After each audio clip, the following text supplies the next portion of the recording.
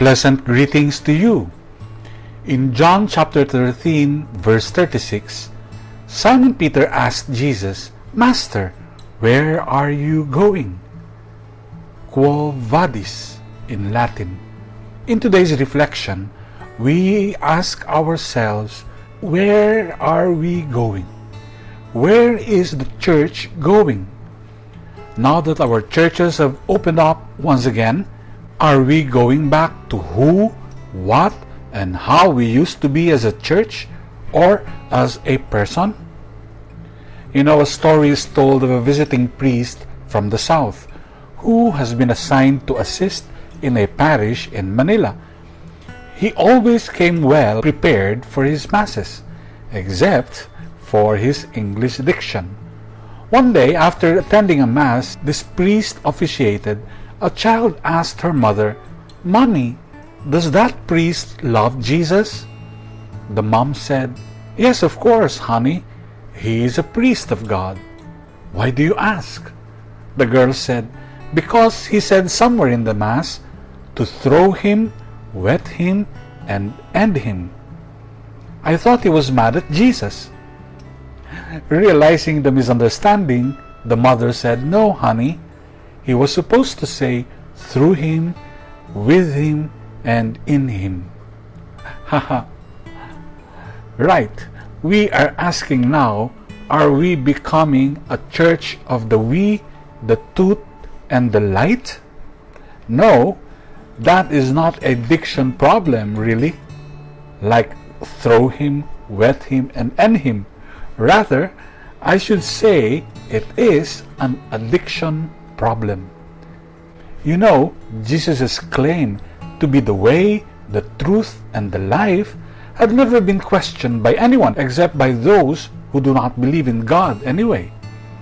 But there seems to be a creeping addiction amongst Catholics to a church of the we, the tooth, and the light. What do I mean by this? Are we becoming a church of the we, the toot, and the light? Let's check out these terms. We means a short time, a little bit, very small or tiny. Toot refers to the sound of a horn or a whistle blown in short blasts. And light describes something that has less substance or weight. The we church.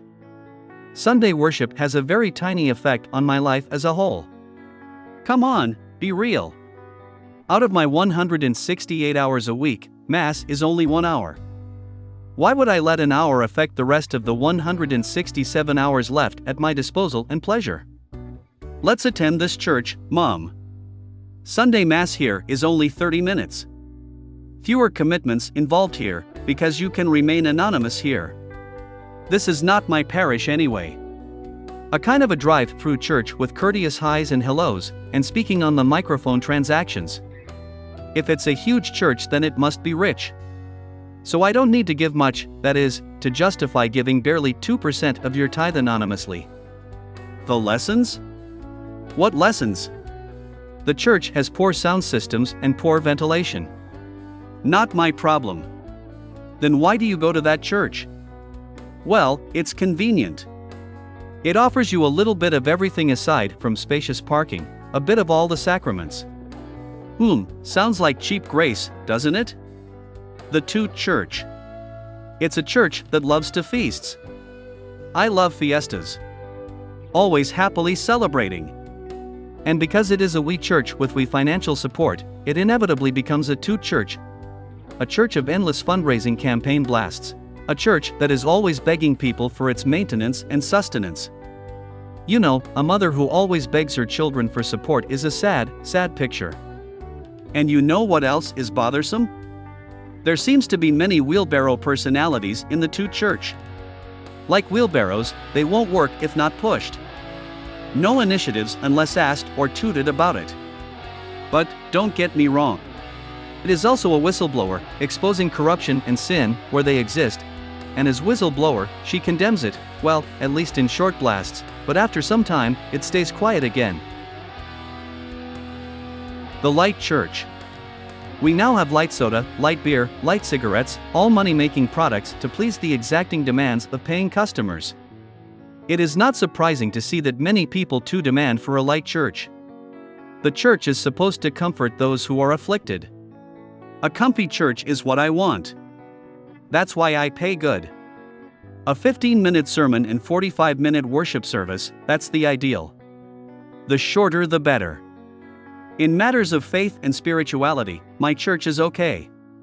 But, on morality, sexuality and reproductive health issues, hey, the church should not meddle with politics.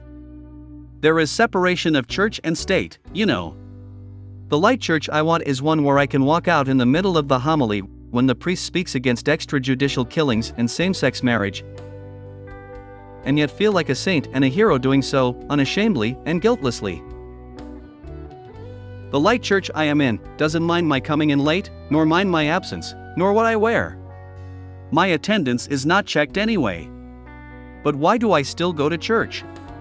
Because if I don't go, something feels heavy. We are told that we commit a sin by skipping a Sunday Mass due to laziness or lack of priorities, but I feel light after doing my Sunday obligation. My friend, is this the kind of church you go to? Let us look at what the church faces today. The church faces a world out there that questions the existence of God, more so during these times when the world is in the brink of another world war, and we need Him the most. The church faces a world as well that places primary value on material wealth and equates it with honor, power, and glory. The church faces a world out there that says that human knowledge and science are enough proof that God is dead. Let's talk about the questions. Let me suggest that before we answer for ourselves where we are going, let us first ask ourselves, what was asked of us as a church in the first place? We are asked to testify to the truth of the existence of God with our life, right? Then we ask, why? Why do we need to continue testifying to God's power and might? Is not the government more powerful than God? Are not the doctors and scientists more powerful than God? Because they seem to have all the answers to many of life's questions and problems. So we ask why? Simply because, come hell or high waters, God is our only destiny. He is the purpose of our life.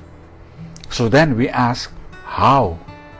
How do we really get rid of the attitude of reducing our church to being a we church, a toot church, and a light church? Jesus gives us the answer. He is the way, the only way. Do you think this sounds like we are just spiritualizing the situation? No, no, no. In these very trying times when we are losing our young people to materialism, hedonism, and atheism, do not ever think that a we church, a toot church, and a light church will keep them in or will bring them back.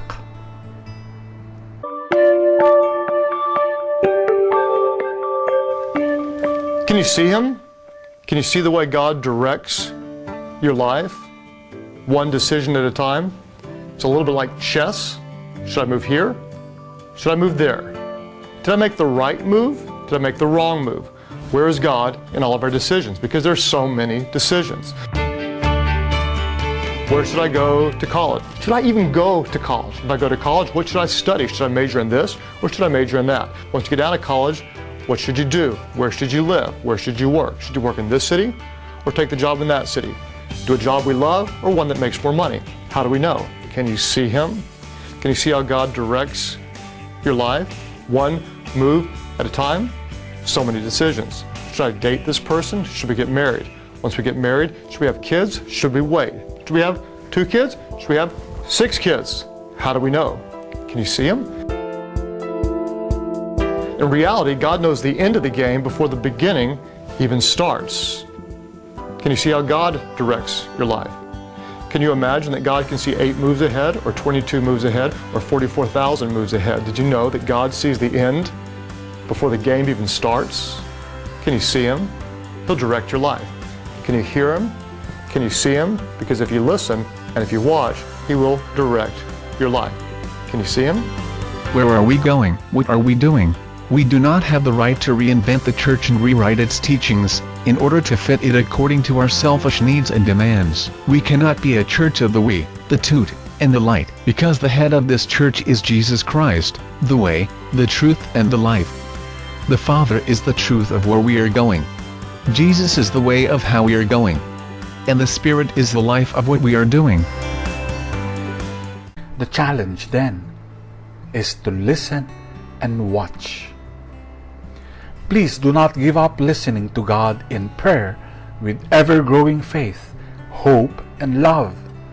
More importantly, listen to God and watch Him do amazing things in you and me, for you and me. Listen to Him in your hearts, and He will direct your life to the truth in good times and in very difficult times like this. And please pray for peace in this world. Quo vadis? Where are you going, my friend? Let your next move be guided by Jesus, the way, the truth, and the life. Amen.